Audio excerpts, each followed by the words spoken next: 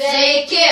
Mes esame Vištyčio Petro Kriaučiūnų mokyklos daugiafunkcių centro 6 klasės mokinės. Aida, Austėja Rosita, Liveta. ir priimam sveikuolių šaunuolių konkurso iššūkį.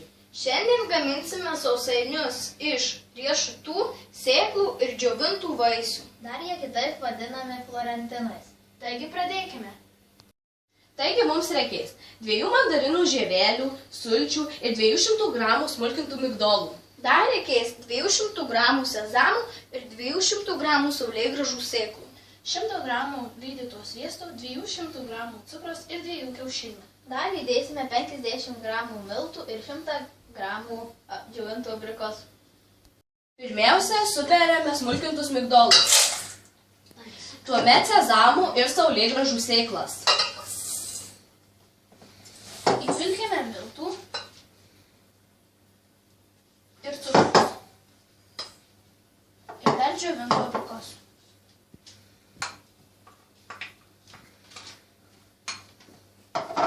Įpilame išplaktus kiaušinius ir lydytą sviestą. Galiausiai sudedame mandarinų žieveles ir sultis. Ir viską išmaišome.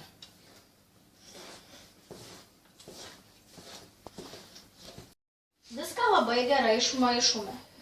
Imame keksiuko formeles ir dėdame po truputį tešlos.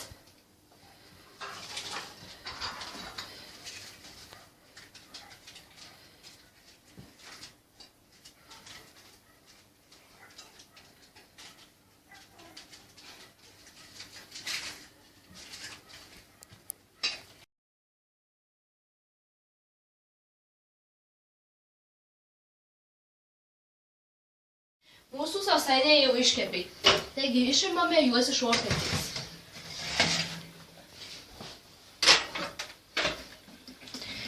Ir išimame iš keksiukų formelių.